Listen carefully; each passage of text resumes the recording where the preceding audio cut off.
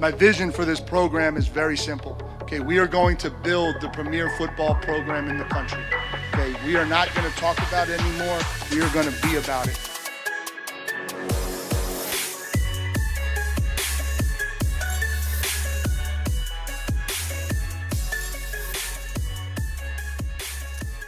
Howdy and welcome back to the Ineligibles podcast. My name is Will Stone. Thank you for stopping by. You can subscribe to the Ineligibles podcast on Apple Podcasts or Spotify, and all of our episodes are live streamed on YouTube. You can follow me personally on Twitter at WillStoneCFB and check out written content from myself as well as others on goodbullhunting.com. A lot to get into today. We're starting off with a bang with 8 viewers. Let's go. A lot to get into today. Fall camp starts tomorrow on Wednesday. Elko spoke to the media today, and so I want to go big picture on the roster and give out some position grades. But before I get into all that, I want to give an update to our new listeners. We've got some increased activity on YouTube and our podcast feeds and all that kind of stuff. So just a quick little intro of myself for anyone that's thinking, who the heck is that guy? So my name is Will Stone. Fighting Texas Ag class of 2015.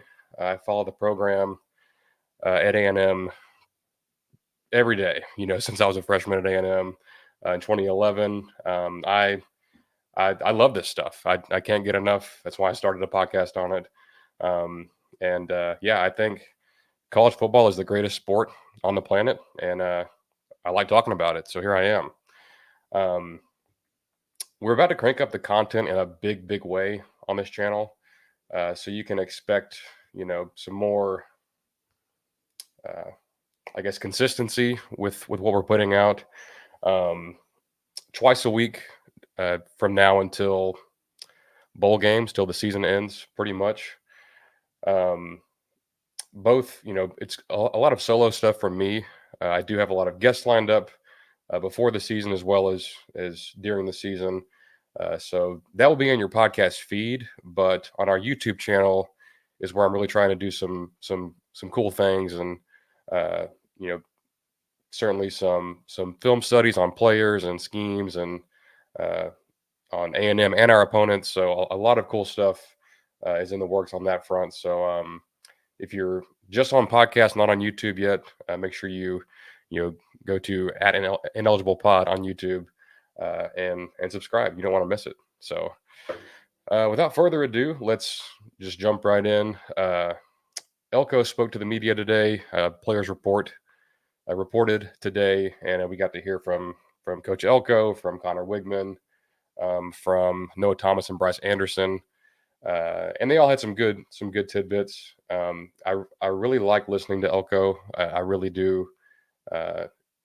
Think he's one of the few coaches that doesn't just give a lot of coach speak and just kind of canned responses. I think he's pretty honest, and it's not always.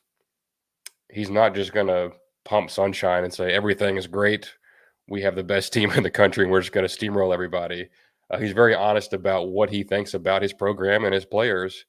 And for example, someone asked him about the offensive line today, and if it could be a strength, and he was like, "Well, I would like for it to be, and it's come a long way, since I got here, since our staff got here, and they did some good work over the summer. But I can't sit here and call it a strength today." So I thought that was a very honest, genuine answer, and his true feelings.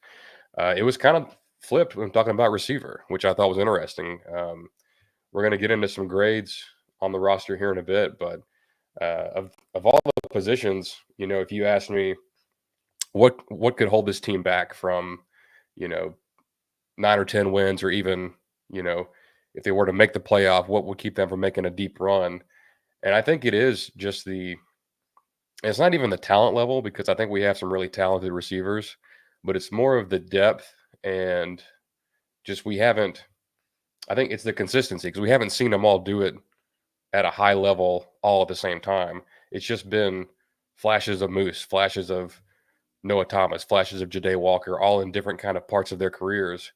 And if they can all three, have their best years at A&M all this year, then that's going to be pretty awesome. But uh, there's not a ton behind them in terms of proven depth, and it's kind of a concern for me personally, and other A&M fans as well. So uh, he said today, this is probably the biggest quote of the day was, I feel better. This is from Elko. He says, I feel better about receiver today than I did going into the summer. He named off Noah. Moose is putting in the work, especially Noah in the weight room.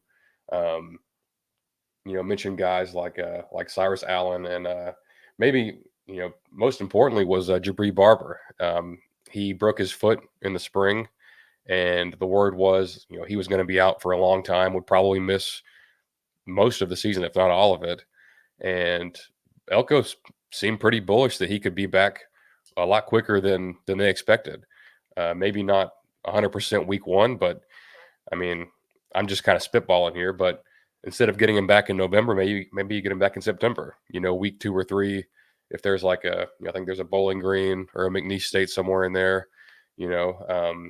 Maybe he's back by then before you get into the real meat of the SEC schedule. That would be huge, because everything I've seen and heard, they loved him. That's Jabri Barber, the slot receiver out of Troy. So if you get him back, and at some capacity where he's able to play and be productive, you got him. You got Cyrus Allen from La Tech, who's a transfer, who I think is a really good player, a lot of speed. And I'm interested in the new guys. Jacob Bostic, transfer from Iowa, super athletic. Ashton Bethel-Roman and Isaiah Williams, 2 freshmen. Isaiah Williams was here in the spring. He was kind of making some noise. Very, very fast. And I think speed is a theme that you'll see.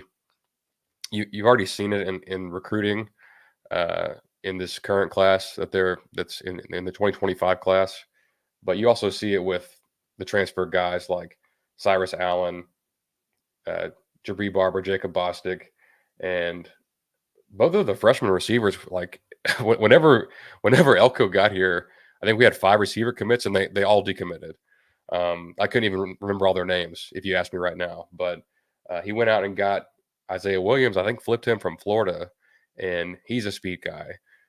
They flipped Ashton Bethel-Roman from Arkansas. He's a speed guy. So they put a premium on that, and I think you're only going to see that, even more evident as we get further into Elko's tenure. Trying to think what else. I guess two more things from Elko. One, and this is I've already said this twice, but the most important thing that he said was, I'm going to knock on wood as I say this. You can hear that. This is a very healthy team, like as a whole. He named a couple guys. Eni White tore his ACL in like October of last season, like middle of the season.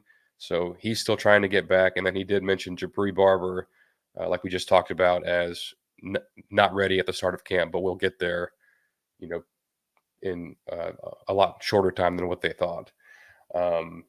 He talked about Donovan Green, and it was kind of, he said what I think we've all been thinking about Donovan. So Donovan Green, tight end, tore his ACL in fall camp last year, didn't get to play in a game last season. And an ACL takes at least a full year to get back. And so he wasn't practicing or going through drills or any of that in the spring. He was still on the sidelines and just observing, but probably got to go through workouts and worked out through the summer. But Elko said he's going to be practicing, but don't expect him to just be 100% right away. And I think that's pretty reasonable. But so I thought that was big. And then the most interesting thing was when talking about the offensive line, he mentioned the position battle at center. And he said it's a 3-man competition, which I thought, when he said that, I thought, oh, it's Mark Naboo, the Utah transfer, Coley Faiu, and TJ Shanahan, because those three all played, or Naboo and Shanahan played there in the spring game. Faiu transferred from Utah after the spring. So it's like, oh, that's your three. Well, he came back later and said it's actually Faiu, Naboo, and Cam Dewberry, who has really just played guard at A&M, was a tackle in high school, very highly recruited, highly rated coming out of high school, big, powerful dude. But I don't think he's ever played center, and he definitely hasn't here. But that's interesting that they're. I think his theme was we're trying to get the best five guys on the field, and they may have some more depth there than what you might think, and some more versatility was what he kept coming back to. So um, we're going to get there. I think we just start from the top, as far as our grades go, and just from quarterback all the way down to defensive back is how I've typically done these in the past. But um, also, before I even get into these, we're actually doing these in write-ups on Good Bull Hunting. Myself, Robert Behrens, and Jay Arnold. We each got, I think, 4 groups. We split them up like we have interior O-line and tackles. We have DBs and safety, or we have corners and safeties, and that kind of thing. So there should be 12 articles. I think maybe 2.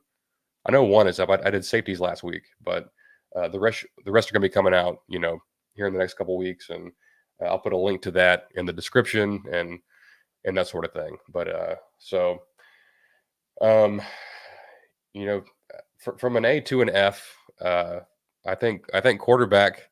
I think it's an A. I think it's an easy A. Could be an A plus by the end of the year. I think before he went down last year, Connor Wigman was top 3 in the country in ESPN's quarterback rating metric that they use on a scale of 1 to 100. He was in I forget who else was up there, but he was, to be top 3 out of 135 or however many FBS quarterbacks. That's impressive, and he's up there with like Bo Nix and Michael Penix and those type of guys that were very successful in college last season. He was right up there with them, and like everyone says, oh, he's got to stay healthy. It's a small sample size, blah blah blah blah blah. But every quarterback has to stay healthy. Like that's I don't know. It gets brought up with him because he had an injury, and it was a freak deal. He had a defensive, a defender run into his ankle and hit it just right and broke his foot. And he does not have some long injury history. But aside from that, he's a damn good quarterback. And, you're already seeing him in mock drafts for next year's draft in the first round. I think I saw Matt Miller had him at 19, which is a weird place for a quarterback because they typically either go, in the top 5, or they go, back half of the first round, or they fall out, into the other rounds. But in a weak quarterback class, he could work his way up to be the cream of the crop. And, I remember watching the Auburn game, and before the Auburn game, SEC Nation was at College Station for A&M and Auburn, and Tim Tebow and Jordan Rodgers are just salivating over Connor Wigman. Like they're showing tape from Miami. You've probably seen Jordan Rodgers' comments on Texags Radio, on YouTube, with some other outlets on how high he is on Connor Wigman.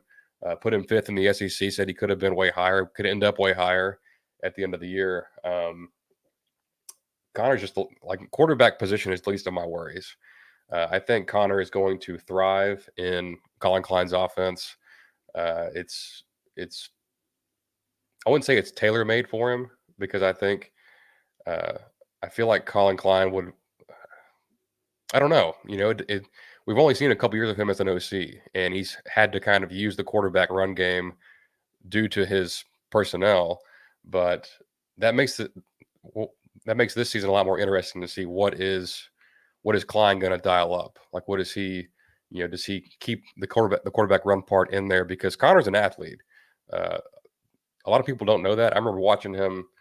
One of his high school games was aired on ESPN, and they had like a little trick play throwback to the quarterback, that went to him, and he scored from like 50 yards out and like looked, showed some real speed. He hasn't shown, breakaway speed here at A&M, like, you might see from Trevor Knight back in the day had some long runs and some big games, but he's super athletic. He makes decisions just so quickly and processes so quick.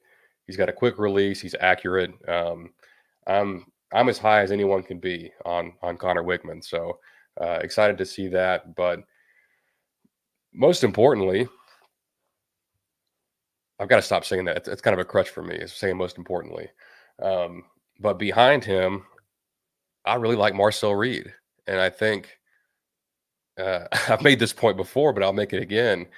It blows my mind when you look at A&M last year. We played 4 quarterbacks, and not saying they were all 4 amazing quarterbacks or they were all 4 even good, but with Connor, with Max Johnson, Jalen Henderson, Marcel Reed, they were all at some point or another able to move the offense down the field and score points.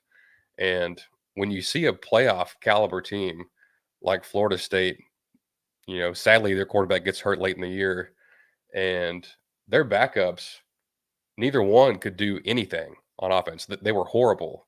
And I'm like, how do we have our 4th string guy had 360 yards in a bowl game, and y'all can't score points on Florida or Louisville? Like it was bad. uh, I'm not saying that if Connor goes down that Marcel is going to be playing at a Heisman level, but if you need him for a couple games, I think depending on who it is, you're probably just fine. I think he's got an extremely bright future at A&M. And if Connor were to decide to leave after this season, I think we're in good hands with Marcel. That sounds like I'm already crowning him as QB2. I don't really know. That's what I'm assuming. I think that's probably what happens. You do still have Jalen Henderson, who started 4 games for you last year. Started the bowl game, hurt on the first play, was very unfortunate, but he showed some stuff. Now that's a guy that you can put in some run packages with Colin Klein, and use that that part of his game. So I think you've got 3 guys. Obviously, fingers crossed, knock on wood, whatever you want to do. I think A&M fans have experienced enough quarterback injuries to last a decade or more. So hopefully QB1 is healthy for the whole season and balls out, because that's what he's capable of. So quarterback, I think that gets an A from me.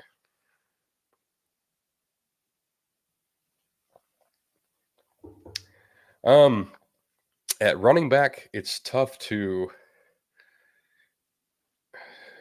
grade. I think I would say I'm between a B and a B plus, to be fair, before we see them in games, because we've seen Le'Veon Moss and Ruben Owens in games before, last season, and Moss a little bit the season before. And they both have incredible talent and different talents. I think they complement each other very well. I think Moss and Owens are your 2 primary backs, but what I think going into a year with just 4 running backs, it's not the end of the world. Most teams are only going to play 2 guys, with a third maybe getting a little bit of playing time, and you're not going to count on 4 guys, but just one injury kind of throws the equation off a little bit. And I'm picking nits here, but I kind of wish there was just one. If they had just signed, and this is not on Elko, but if they had just signed a freshman, that's a top 300, 400 player, that could, if he got on the field, he wouldn't be a liability.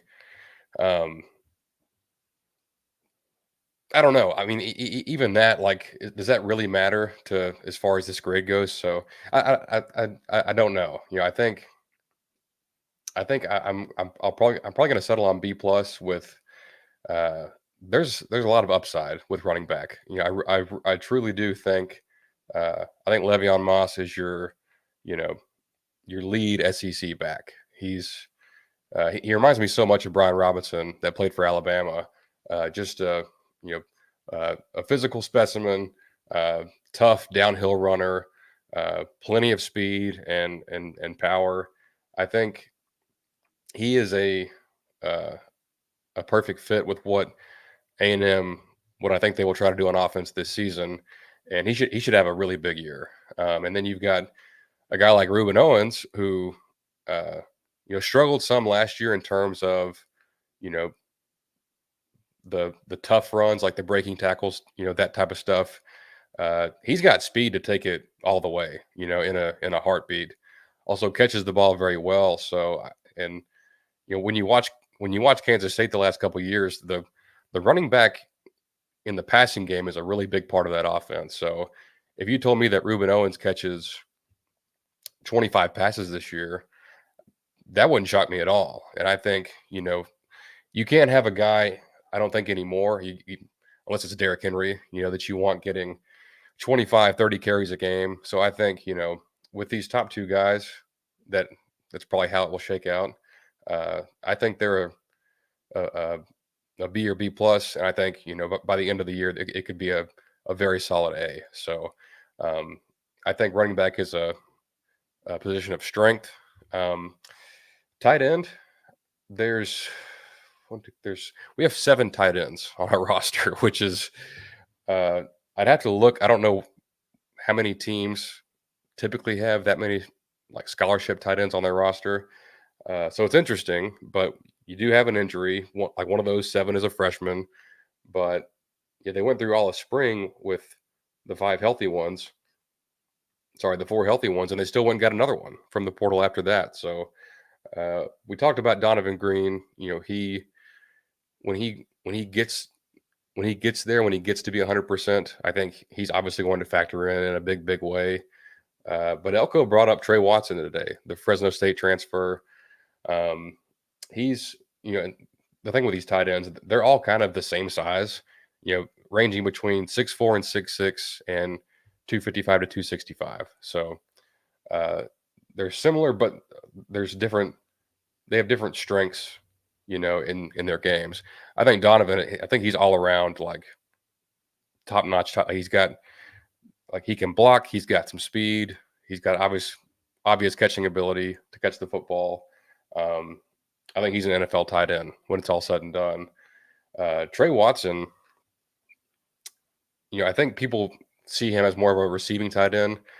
I watched a little bit of Fresno State tape uh, to try to see what he was doing for them last year, and he actually blocks pretty well. So I don't think he's a liability in the run game at all. And I know that Colin Klein is going to want to use those tight ends to pin and pull and you know keep them in pass pro sometimes. And I just think that I think Trey Watson's a guy that could be a two-way guy, tight end, receiving um, and blocking. Um, Comment from Tyler Eubanks that Carner gray shirted. That's right. I think I did see that. The freshman Eric Carner, he did. I think he had some medical things that he's trying to work through. So instead of starting his clock now, he's going to postpone that until January and start his eligibility clock then. So we will see him next spring.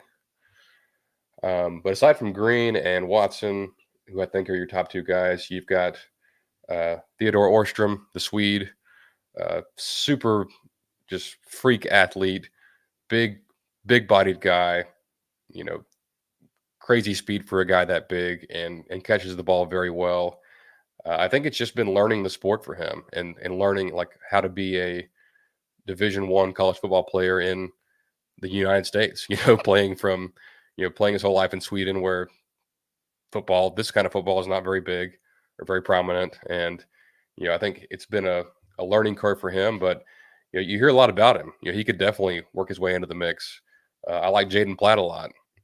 Made some plays in the bowl game, true freshman last year. Very, very high ceiling guy. If he's not a guy that doesn't, contribute a ton this fall, I think he's one to watch next year when I think Watson will be done with eligibility. Garrett Miller, the Purdue transfer, I think he is probably a senior. And then Calhoun, I know he's on his last year. So Garrett Miller and Shane Calhoun. Miller from Purdue, Calhoun from East Carolina. Um, I've heard a lot about Miller's athleticism, and I think he was more of a blocking guy, but he's someone who can be a receiving option as well. Calhoun, I think, was more of an H back, so he may be the smallest of the bunch. I'd have to go look at the roster, but um, all in all, it's if Green was fully healthy, I would I would lean towards an A, but I think I'm going to stick with a B plus on this one. Um, I think I just have to see it. Like I've heard a lot of great things about Trey Watson. I've heard a lot of great things about you know, uh, about Theodore Orstrom, and I like Jaden Platt, but I've got to see it on the field. I think this position is going to get used a ton, and they might use two of them. Some 21 personnel, or sorry, some 12 personnel, two tight ends on the field at the same time. They'll probably do that a lot. So you may have Green and Trey Watson, or Watson and Platt, or Orstrom and Green. So there's a lot of different guys here, and it's you could say this for almost every group. They could all end up in A. they truly could. This roster is in a very good place, but I think it's just a matter of we really need to see it before we can go all in and say, oh yeah, this is an A. But I think it's a very solid B with where it's at right now. So we got quarterback, we got running back, we got tight end. Gonna try to move a little bit quicker. I don't want to be here for an hour, and my voice is definitely going to give out before then. So we'll hit receiver. We touched on that a lot earlier, so this can be pretty quick. I think there's a clear top four. There's Ja'Day Walker, Noah Thomas, and Moose, and then Cyrus Allen. So those top three, like we all know those guys. Noah Thomas, 6'6", great long speed, extreme, catch radius, and that sort of thing. He's going to be lethal in the red zone when you get down there, and you just need a 2-yard catch, to get in the end zone, something like that. He's probably the guy that leads the team in targets, I would think. And then there's Moose Muhammad, who we've all seen the flashes. We know what he can do when he's on the field and when he's focused, but we just got to see it. We got to see it consistently, game to game. And a lot of people are going to say, well, you got to play him for him to do it. For whatever reason, Jimbo didn't like playing him. And, now he can wear his sleeves. He can go out there and ball out. And you have heard some things that his demeanor and his, ability to put the work in, and be a good teammate. I think there's been some of that, going around. So if he can get right and really, put his best foot forward, that takes the receiving room to a new level. I'm a big Ja'Day Walker guy. I think he's great. Came over from a very small school last year, was making plays immediately. Had like 3 or 4 100-yard games to end last season. I'm excited to see him. Like this is his first. He came in the summer last year. This is his first full off season at Texas A&M. So I think that'll be big for him. Cyrus Allen, the Louisiana Tech transfer, a lot of speed. You can pull up YouTube, see him making big plays. He's a big, a big yak guy, yards after catch. So there's pieces here, and maybe you get Jabri Barber back, maybe you get a Jacob Bostic or an Isaiah Williams to, just add even more. But this is another one where I think the talent level is an A, but what they do on the field, which is what we need to grade on, I think it's a B right now, and it just has to be like this group could be the X factor of this team if they play at a level commensurate with their talent level. Then this offense is going to be hella fun. Now that may depend on our next group, the offensive line. The offensive line the last 2 years would have gotten an F at the end of the year. I did some research this offseason and looking at pressure rates allowed, on a per drop back, like how many of your dropbacks is the quarterback pressured on? So like obviously there's been 6 of our quarterbacks that have been hurt for the year, playing behind this offensive line the last couple years. When you look at pressure rates, when you look at Power Five over the last 2 seasons, 2 of the 5 worst offensive lines in terms of allowing pressure uh, were A&M, and like both 22 and 23. I thought 22 was bad just because you had guys that were injured, you had some youth, and the whole season was just a mess. I'm like, oh well, they'll get healthy and they'll improve and it'll all be fine. And it was just as bad. It was equally as bad as in 2023 or in 22. So um, their pressure rate was in the 40s both years, and that just cannot happen at a place like this with this much talent and resources. It's got to be better. I think it will be better. I like Coach Cushing a lot that came over from Duke. He did a lot of good things with the Duke O line. They had some injuries last year and had to move guys around, but produced Graham Barton, first round pick, Jacob Monk, 5th round pick, and they've got some depth here that there's just like they're all like puzzle pieces. Like who do we need to put where to have you know, the best recipe? I think Trey Zune is locked in as your starter left tackle. Catches way too much hell from A&M fans, to be quite honest. I think some A&M fans think it depends on what era that you kind of came of age when you were watching A&M. Like I think some fans expect every tackle to be Luke Jokel or Jake Matthews, and yeah, we'd all love that, but I don't think that's very realistic. I think Trey Zune is a very, very good player. He's not perfect. He's a college football player. He's going to get beat sometimes, but I think he's you know easily from last year the best and most consistent player that we had. I think you know he had surgery and was hurt all last offseason.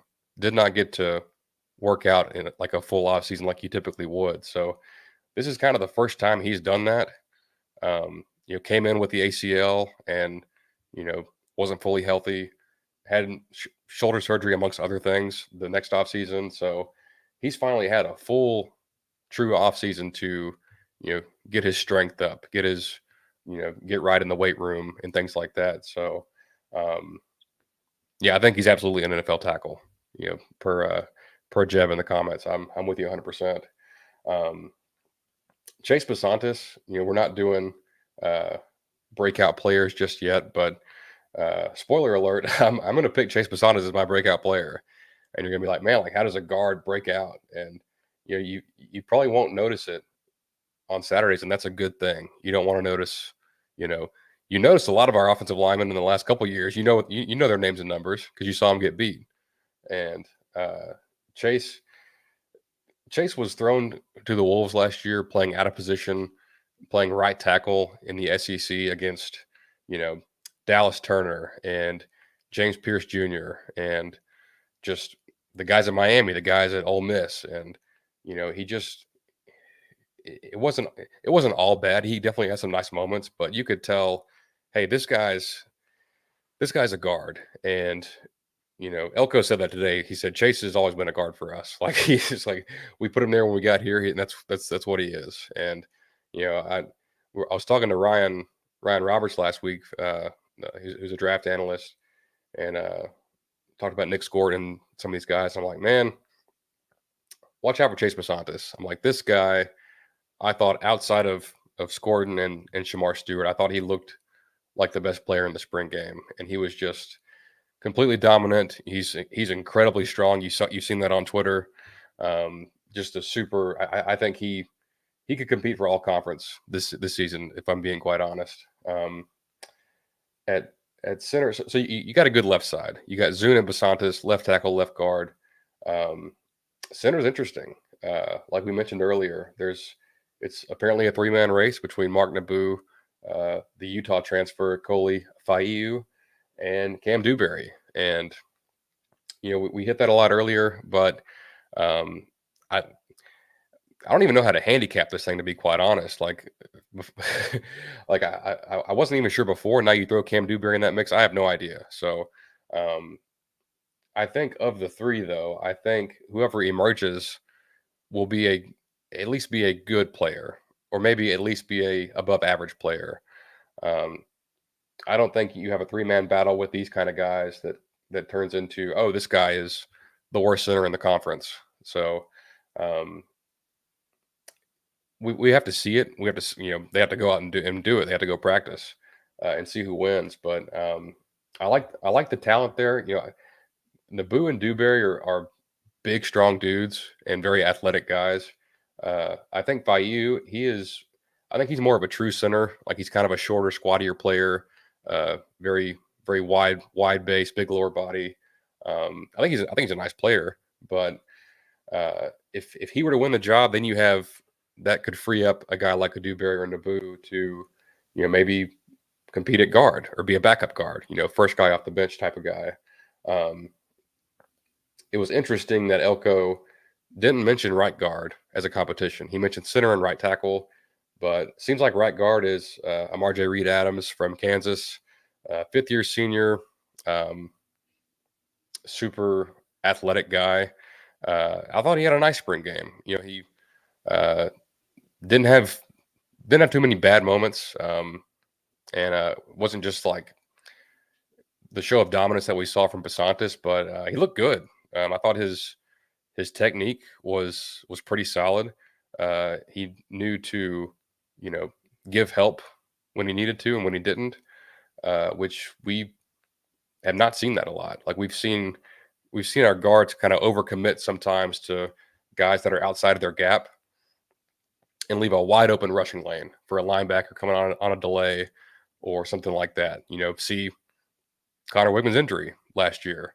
We leave a big hole where, maybe we should just, that guard should be kind of one arm helping out with that end over to the tackle, and then still be in a position to take on a blitzer. So uh, I thought he showed a lot of that in the spring game, which makes me very excited. But um, yeah, I like him. Um, at right tackle, there's a battle here, and it's so interesting because I talked to Ryan Roberts about this, and he was like, he said, didn't y'all have a guy that, like, shut down Will Anderson as a true freshman? He's like, what happened to that guy? I'm like, well, we've still got him, but was he regressed under a poor O-line coach his sophomore season. He was hurt his whole junior season, didn't play. Um, I think he's back to where he used to be. We'll see if he's better than then, or if he's still trying to improve. But between him and Demetrius Crownover, who I think at 6'7" and 320 or more, I think he's an NFL tackle one day. I really do. But he's still learning the position, and when he wins a rep, it's handily. But if he makes a wrong step, he gets beat very quick. And he's still just kind of learning the nuances of playing offensive line after playing tight end and defensive end as a high school player. So um, it's tough to put a grade on this because I'm pretty high on the O line, to be honest, but we just don't know until we see them out there. But I think this group could be as high by the end of the year, as high as a B plus. But I think I'll say B minus. I'll keep it at that. A B minus offensive line would be an enormous win for this team after back to back Fs. So, um, C plus, B minus, somewhere in there. They could end up being a lot better. But I think you have, between a new O line coach, some more veteran guys, better health, and honestly, the depth. There's a bunch of guys on that interior that may have a little bit of tackle flexibility, as well, if you end up needing it, which hopefully you don't. But I just don't think it's going to be the same thing that we've seen the last 2 years. And if it's a good O-line, this is going to be a very good football team. This has taken a lot longer than I anticipated. So we're at 40 minutes. Let's hit the defense. There's not really a whole lot that I need to really even say on here. It's a lot of A's. I'll go ahead and tell you, but just give me 1 second.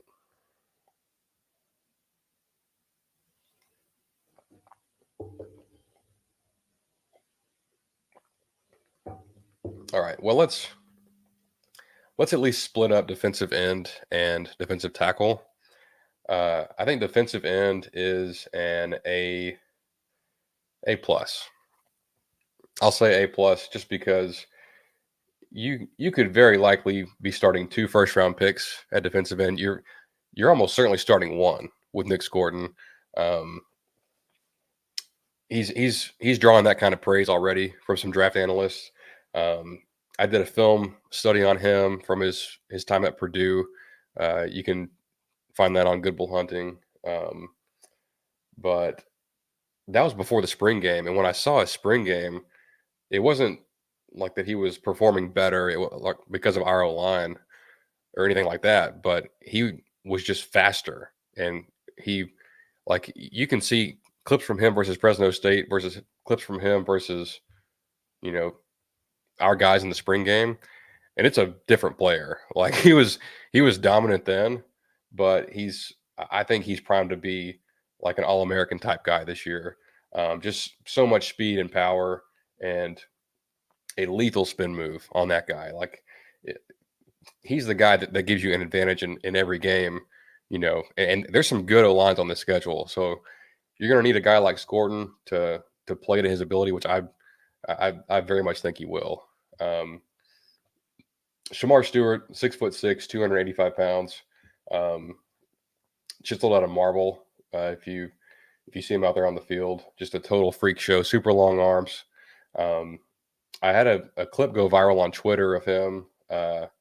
He didn't play a ton last year, but down the stretch of the season when he got in games, I think if you look at his last 4 games against Power 5 opponents, like before the bowl game, when we actually had a full roster and didn't run a 3-man front all the time, in his last 4 games, his pressure rate was like 25%, which is absurd. Now, he wasn't playing every down. He was playing,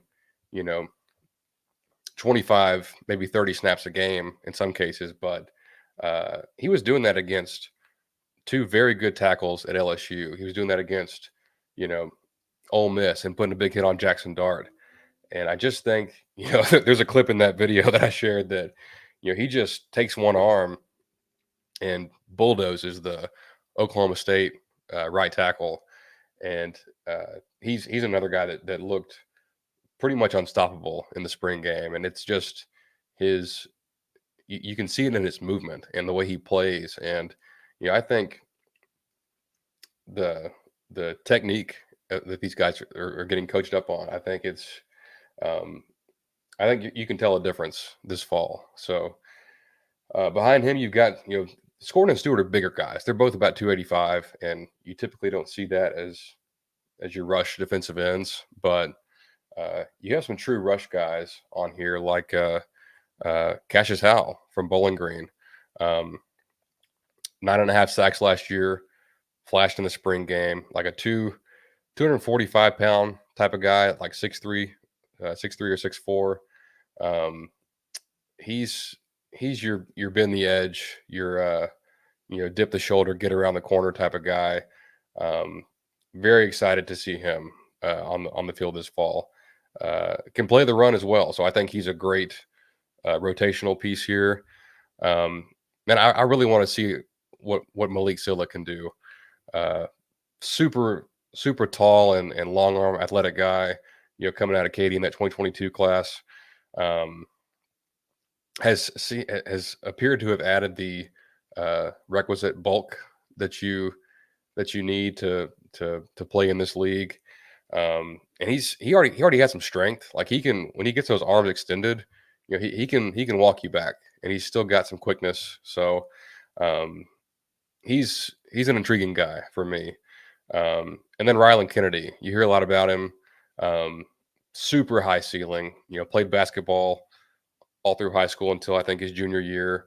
Um, there's a picture from him when he first got to A&M, and then where he's like 200 pounds, and then a picture of him this spring, and he looks like freaking Von Miller. Not don't take that the wrong way. He's not Von Miller, as a player, but um, really interesting guy to have a defensive end. Not the tallest. He's kind of built more like a true outside linebacker, like a 3-4, stand up guy at about 6'2.5", maybe 6'3", 235 pounds, but uh, just super athletic. I'm excited to see what he can do. So you've got the high end guys. Your All American, your All SEC preseason type of guys, your NFL guys, and then you have some guys behind them that are pretty good in a different way. So you've got some different kind of mixes at that spot. It's probably the best on the team. It's an A+. Defensive tackle. Um, I really need uh, Gabriel Brownlow-Dindy to be available this fall. Uh, I like all these guys. I love Shamar Turner. I love Albert Regis and David Hicks, but Brownlow-Dindy has the highest ceiling on the defensive line. Period. I mean, he's 300 plus pounds and there's no fat on him. Like he's freaking built, and the get off is there. The first step, the explosion, the strength. When he gets on the field, it's evident how good he is and how good he can be. He just has to do it. And he played sparingly last season. I think was hurt a lot of spring. So he didn't get brought up today by Elko. So I'm taking that as we'll see tomorrow, when they actually go out there and practice. We'll see if he's in the video clips. But man, if he's healthy, he can take this defensive line from great to unblockable, with between the talent and depth he would provide. So keep an eye out for him. Shamar Turner moved inside, added 30 pounds. He's going to thrive at defensive tackle. He really is. David Hicks sounds like the other starter at defensive tackle. True sophomore, former 5-star guy, up over 300 pounds. And he's, I'll say this. When I went to that open practice last year, I really hope that Elko does that for us this year. Has the open practice on Sunday for fall camp. Hicks looked incredible, and it was just one-on-ones, and it was just a couple of reps, but the dude was violent and ferocious in his reps, and we might see that this year. It's I don't want to. I've got to see it before I buy all the way in. Like see it in games against a Notre Dame or a Florida.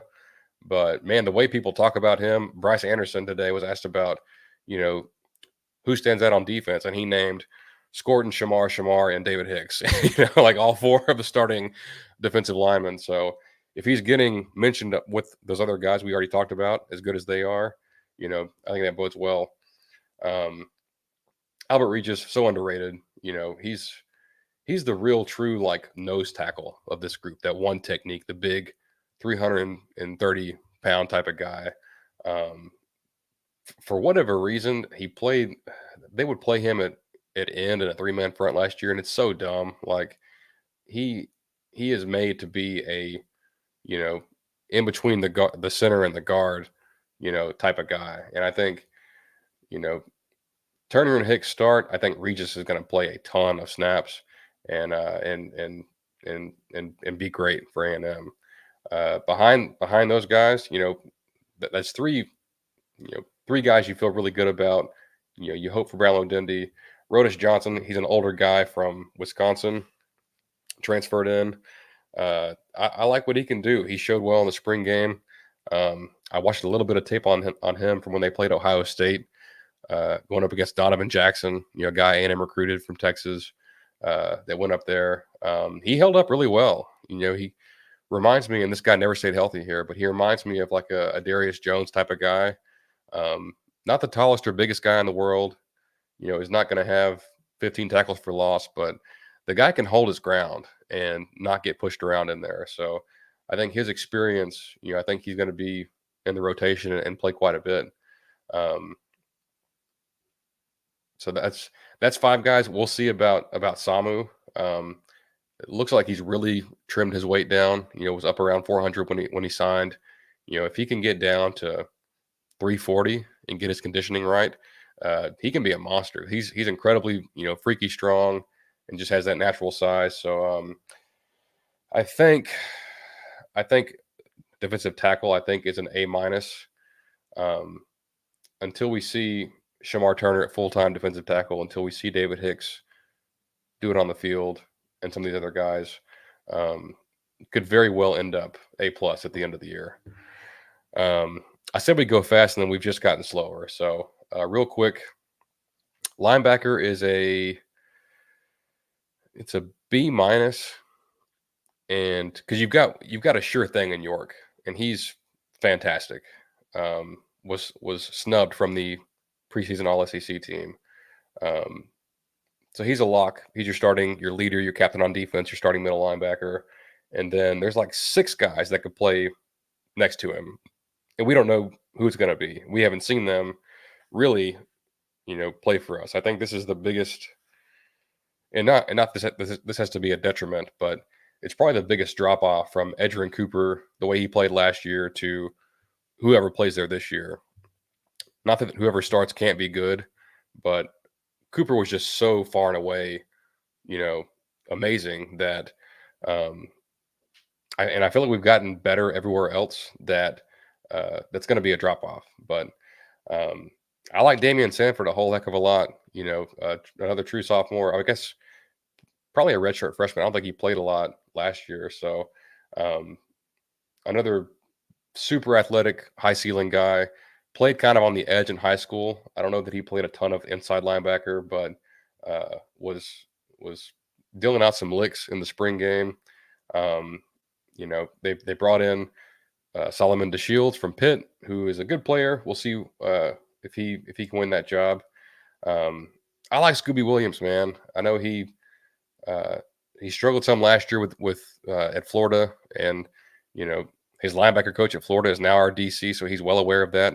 Still decided to bring him over with him, in the offseason. So I think he's still fairly young. He's got a lot of football ahead of him, but he's my guy to watch. I think he could surprise some people and maybe sneak up that depth chart. Quickly, defensive back. I feel like I've spent a lot of time talking about this in some recent episodes, but the way that Elko and the staff just attacked this position in the portal was super impressive. I think, you got 1, 2, 3, 4, 5, 6, 7, 8. Well, we didn't get to Ricky Wright, so we got 1, 2, 3,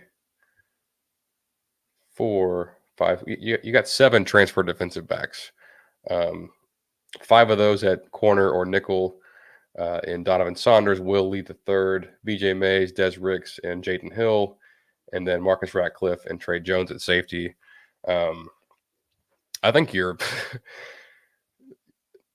of the 2 corner positions in the nickel position. I think 5 of your 6 guys in the 2 deep are going to be transfers.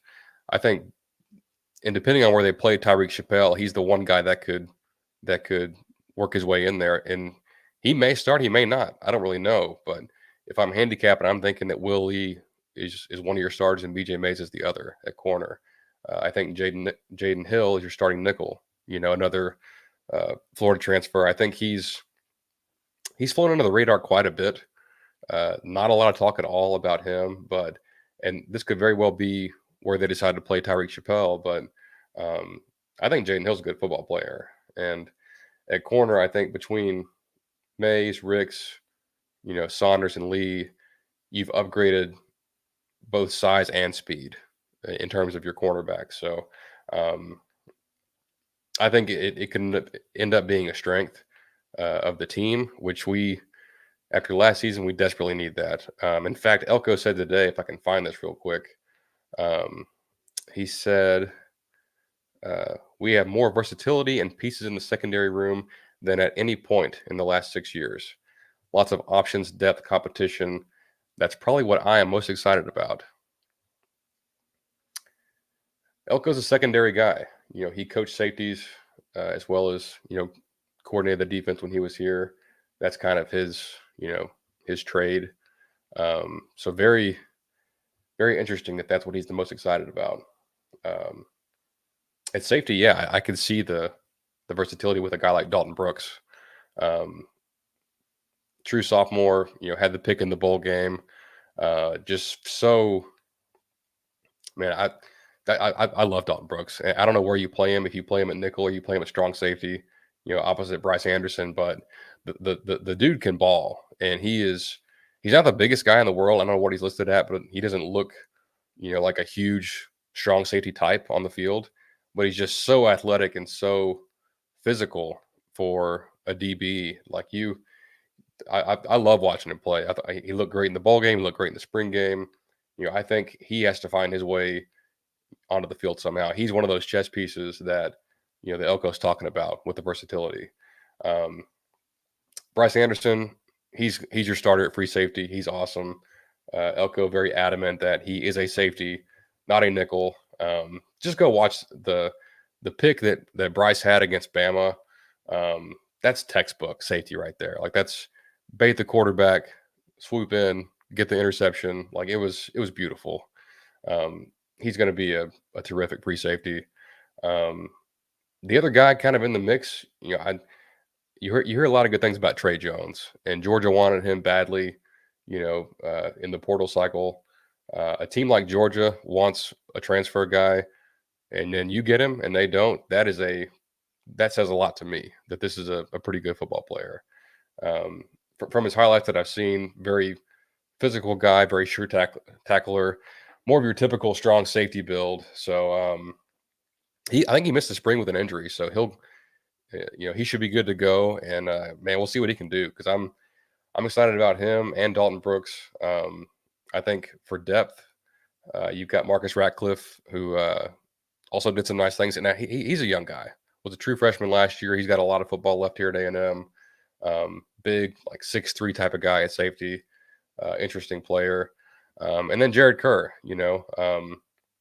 has made some big plays in some big games against Bama, in 2022, and some other times here and there. But he'll be in the mix. The two freshmen, Jordan Pride, Miles Davis,